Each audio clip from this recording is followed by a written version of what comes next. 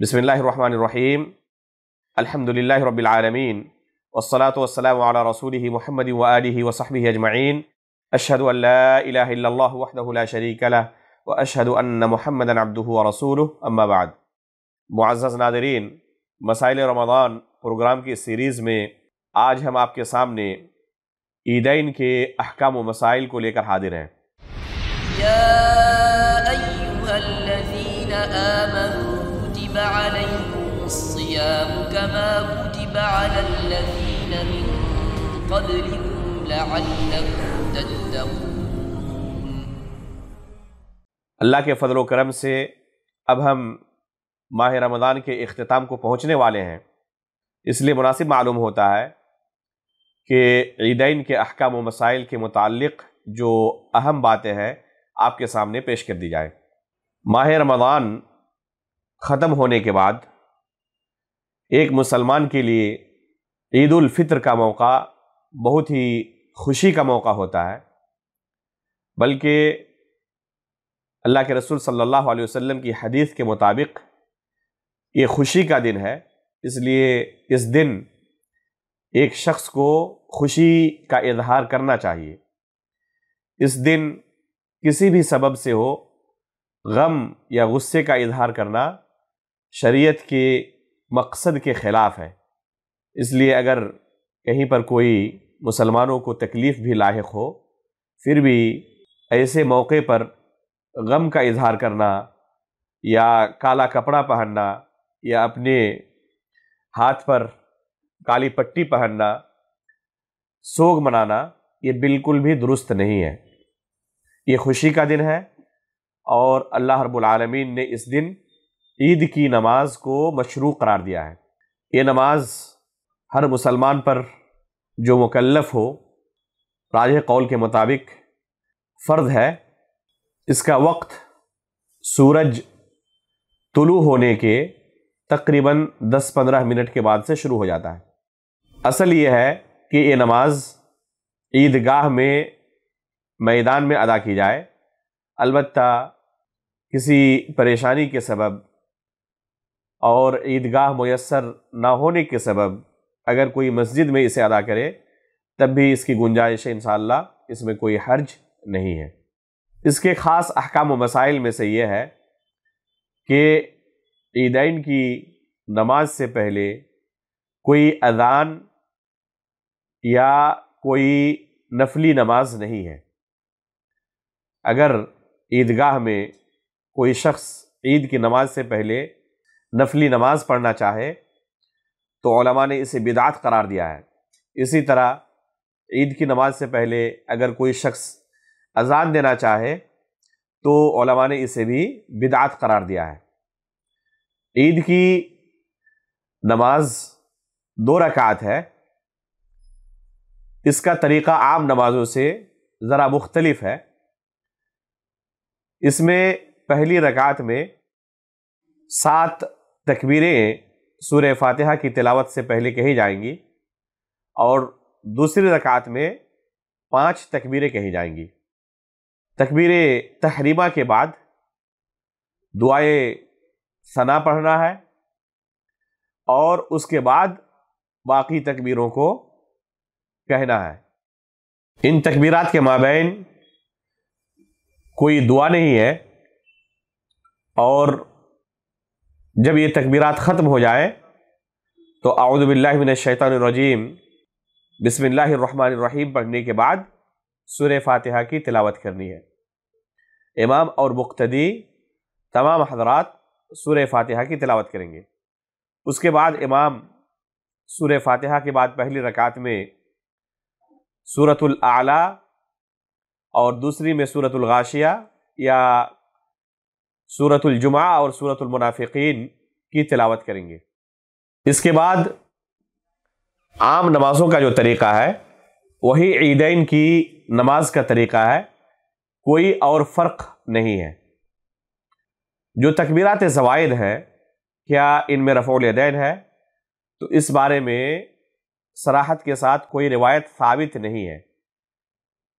بعض عام دلیلوں سے بعض علماء نے استدلال کرتے ہوئے کہا ہے کہ ان تکبیرات زوائد میں بھی رفع الیدین کیا جائے، البتہ راجح یہی معلوم ہوتا ہے کہ تکبیرات زوائد میں رفع الیدین نہیں ہے۔ عیدین کی کچھ دیگر سنتیں ہیں، ایک انسان کو چاہیے کہ ان سنتوں کا اہتمام کرے۔ مثلا اس دن عید کی نماز کے لیے نکلنے سے پہلے غسل کرنا، خوشبو استعمال کرنا، نئے یا صاف کپڑے پہننا یہ مشروع ہے۔ اسی طرح عید الفطر کے لیے نکلنے سے پہلے کچھ کھا پی کر نکلنا، خصوصاً کھجور کھانا یہ مستحب ہے، اور عید الاضحیٰ کے لیے نکلنے سے پہلے کچھ نہ کھانا ہی سنت ہے، بلکہ نماز کے بعد اگر کوئی شخص قربانی کے گوشت سے کھانے کی شروعات کرے تو یہ سب سے بہتر ہے۔ البتہ اگر کوئی شخص اس سے پہلے ہی کھا پی لے تو اس میں کوئی حرج نہیں ہے۔ رسول اللہ صلی اللہ علیہ وسلم نے عید الاضحیٰ کے موقع پر خطبہ کے دوران کہا کہ عید الاضحیٰ کے لیے نکلنے سے پہلے اگر کوئی شخص کچھ نہ کھائے پیے تو یہی بہتر ہے۔ تو ایک صحابی کھڑے ہوئے اور انہوں نے کہا کہ اللہ کے رسول، میں نے فجر کے بعد اپنے جانور کی قربانی کی، خود کھایا اور اپنے آس پاس کے لوگوں کو کھلایا، اس کے بعد ہم نماز کے لیے حاضر ہوئے ہیں۔ تو اللہ کے رسول صلی اللہ علیہ وسلم نے اس صحابی کو اس جانور کی جگہ ایک دوسرے جانور کی قربانی کا حکم دیا، لیکن اللہ کے رسول نے یہ نہیں کہا کہ جب ہم بغیر کھائے پیے آئے ہیں تو آپ نے کھایا پیا کیوں۔ اللہ کے رسول نے ان کے کھانے پر انکار نہیں کیا۔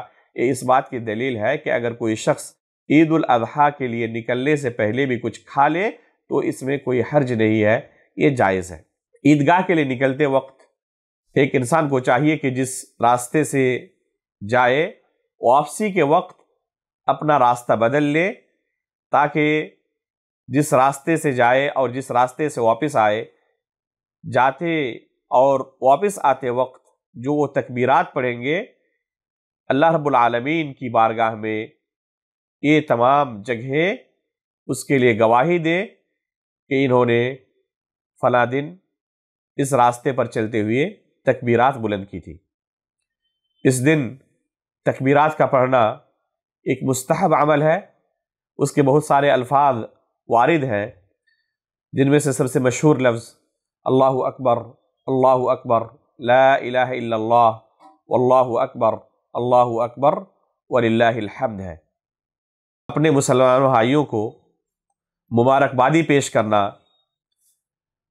یہ مشروع ہے، اس میں کوئی حرج نہیں ہے، اور سلف صالحین سے ایسے موقع پر تقبل اللہ منا ومنکم جیسے الفاظ ملتے ہیں کہ عید کے موقع پر جب وہ ایک دوسرے کے ساتھ ملتے تھے تو ایک دوسرے کو عید کی مبارکبادی پیش کرتے، اور تقبل اللہ منا ومنکم جیسے الفاظ کا تبادلہ کرتے۔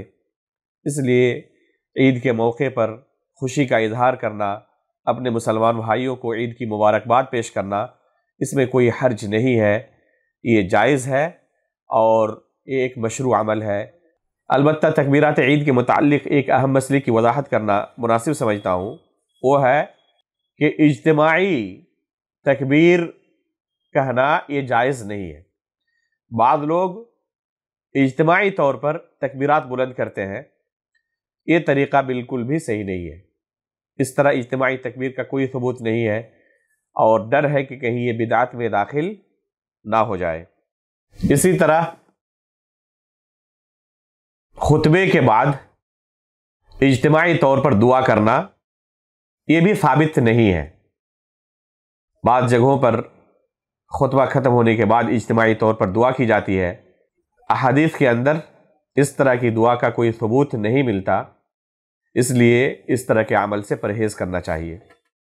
البتہ حدیث کے اندر ام عطیہ رضی اللہ تعالیٰ عنہ کی حدیث میں جو لفظ وارد ہے یشہدن دعوت المسلمین، تو اس سے مراد اجتماعی دعا نہیں ہے، بلکہ اس سے مراد حقیقت میں جیسے کہ بعض روایت میں اس کی تفصیل وارد ہے، وہ تکبیرات بلند کرنا ہے۔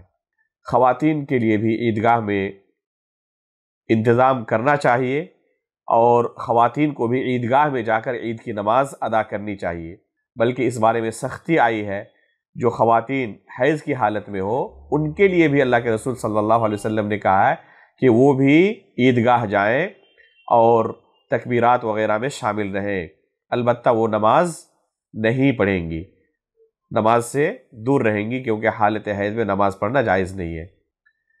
اللہ رب العالمین سے ہم دعا کرتے ہیں کہ یہ عید ہمارے لیے زندگی کے ہر طرح کی خوشیاں لائے، اور یہ خوشیاں ہماری زندگی میں بار بار آئیں۔